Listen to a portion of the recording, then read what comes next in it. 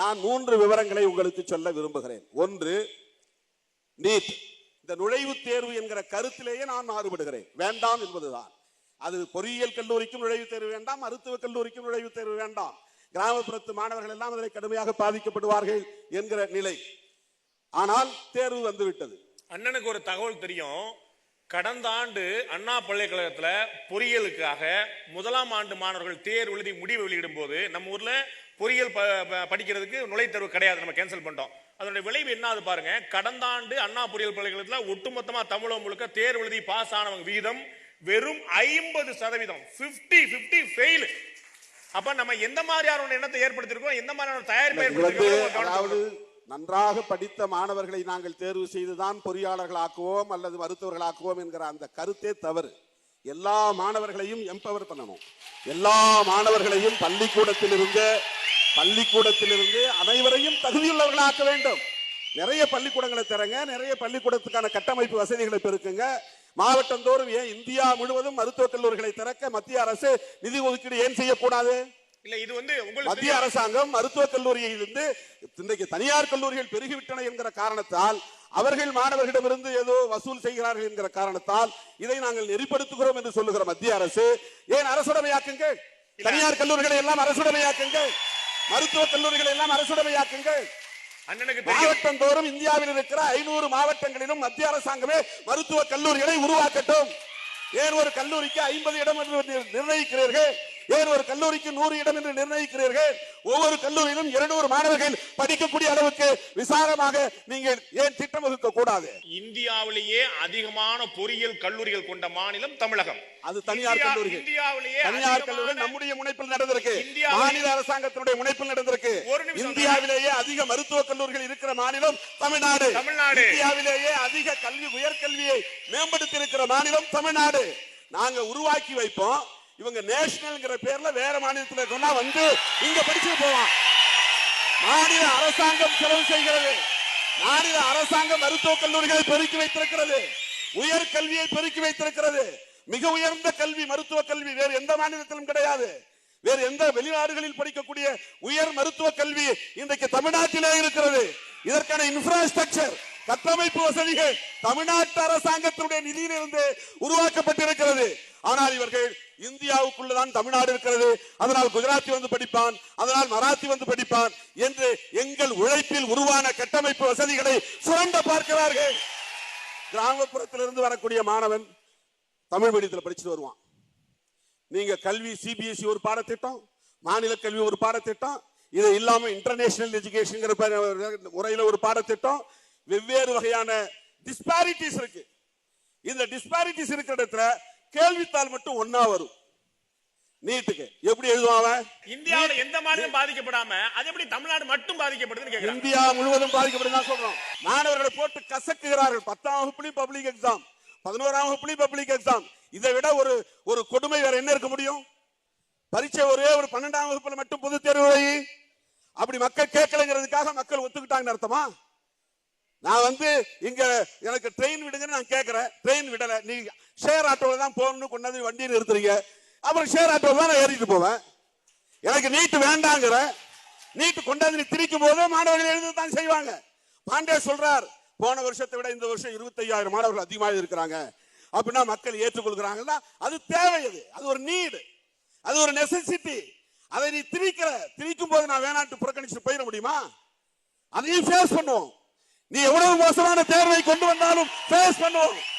ஆனா அது வேண்டாம். இரண்டாவதாக, நான் காவேரி மேலாண்மை வாரியம் நடுவர் மன்றம் இறுதி தீர்ப்பு தந்தது.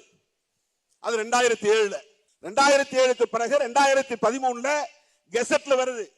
கெசட்ல வந்து அறிவிக்கப்பட்டால், அரசிதழில் அறிவிக்கப்பட்டால் அதனுடைய தகுதி என்னன்னு வந்து சட்டம் சொல்லுது. ஒரு நடுவர் மன்றம் தீர்ப்பளித்து அது கெசட்டில் வெளியாகிவிட்டால் அது சுப்ரீம் கோர்ட் டிகிரிக்கு சமமானது, இறுதி தீர்ப்பாணைக்கு சமமானது. It is equal to supreme court degree. சட்டம் சொல்லுது. அப்படின்னா டிகிரினா அதுக்கு மேல நீ மேல்முறையீடு போக கூடாது, அதான் ஃபைனல். அதை வந்து இம்ப்ளிமெண்ட் பண்ணணும். அப்ப நியாயமா மத்திய அரசு உச்ச நீதிமன்றத்தை மதிப்பதாக இருந்திருந்தால், நடுவர் மன்றத்தை மதிப்பதாக இருந்தால் உடனே அதை நடைமுறைப்படுத்தி இருக்க வேண்டும். ஆனால் கர்நாடக அரசு கிளாரிபிகேஷன் கேட்டு மனு போடுகிறது. 2016 டிசம்பர் மாதம் உச்சநீதிமன்றம் ஓபன் கோர்ட் திறந்தவெளி நீதிமன்றத்திலே சொன்னது. என்ன விளையாடுறீங்களா? காவேரி மேலாண்மை வாரியத்தை நாளே நாளில் அமைக்க வேண்டும் நீதிமன்றத்தில் சொன்னாங்க. அப்ப முகுல் ரோத்தகி தான் அட்டர்னி ஜெனரல் சரின்னு சொல்லிட்டு வரார். 2 நாள்ல ஓடி போய் ஒரு அபிடவிட் தாக்கல் பண்றார். நோ சட்டத்துல ஷெல் கிடையாது, மேன் இருக்கு. மேபி நீங்க உருவாக்கி கொள்ளலாம் என்று இருக்கிறது. அதனால் நீங்கள் சொல்லுகிறபடி எல்லாம் மேலாண்மை வாரியம் அமைக்க முடியாது. சொன்னது கர்நாடக அரசு அல்ல, சித்தாராமையா அல்ல, சொன்னது மத்திய அரசு, சொன்னது முகுல் ரோத்தகி அட்டர்னி ஜெனரல், மத்திய அரசாங்கத்தினுடைய அரசு தரப்பு வழக்கறிஞர். தெளிவாக சொல்லப்பட்ட பிறகு போய் அப்படியெல்லாம் அமைக்க முடியாது, நாங்கள் நாடாளுமன்றத்தில் விவாதிப்போம் சொன்னது முகுல் ரோத்தகி. அதுக்கு பிறகு இறுதி தீர்ப்பு வருது. இறுதி தீர்ப்புல என்ன சொல்றாங்க? 14.75 TMC தண்ணீரை குறைத்து விட்டோம். அது ஒண்ணுதான் நடுவர் மன்ற தீர்ப்புல நாங்க செய்திருக்கிற ஒரே ஒரு திருத்தம். மற்றபடி நடுவர் மன்ற தீர்ப்பை அப்படியே ஏற்றுக்கொள்கிறோம் நீதிமன்றத்தில் சொன்னாங்க நீதியரசர்கள். அப்படின்னா அதுக்கு என்ன பொருள்? நடுவர் மன்றம் மேலாண்மை வாரியம் அமைக்க சொல்லி வழிகாட்டி இருக்கிறது, ஒழுங்காற்று குழுவை அமைக்க சொல்லி வழிகாட்டி இருக்கிறது. ஆனால் ஏன் மத்திய அரசு காலதாமதம்? 6 வார காலம் கொடுத்தார்களே, 6 வார காலம் அமைதியாக இருந்து விட்டு 6 வாரம் முடிந்த பிறகு போய் ஒரு பெட்டிஷன் போடுறாங்க. What you mean by scheme? எங்களுக்கு விளக்கம் சொல்லுங்க.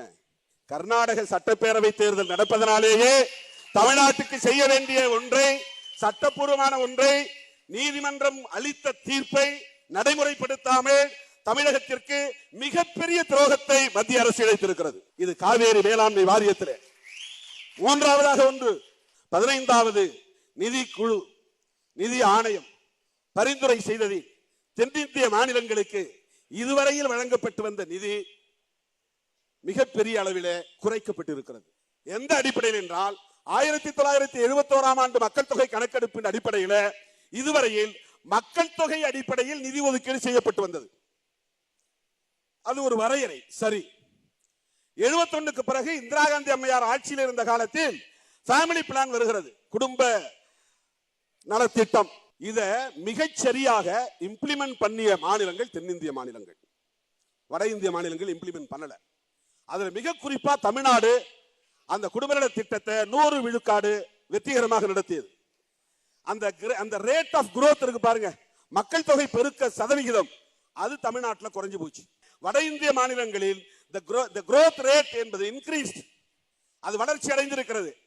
இப்போ 2015 சென்சஸ் எடுத்து உங்க மக்கள் தொகை குறைஞ்சிருக்கு, அதனால உங்களுக்கு ஆண்டுக்கு 20,000 கோடி, மொத்தம் 80,000 கோடி தமிழ்நாட்டுக்கு சேர வேண்டிய தொகை நிறுத்தப்பட்டிருக்கிறது.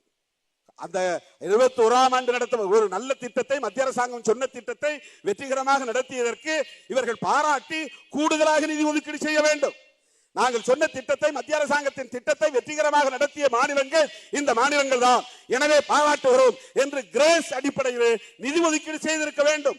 ஆனால் 1971 மக்கள் தொகை கணக்கெடுப்பை இப்போது விட்டுவிட்டு இவ்வளவு நாளாக 14th ஃபைனான்ஸ் கமிஷன் வரையிலும் 71 சென்சஸ், 15th ஃபைனான்ஸ் கமிஷன்ல 2015 சென்சஸ், 2011 சென்சஸ். இந்த 11 சென்சஸ் எடுத்ததனால இன்னைக்கு நமக்கு மிகப்பெரிய அளவில் நிதி குறைக்கப்பட்டிருக்கிறது.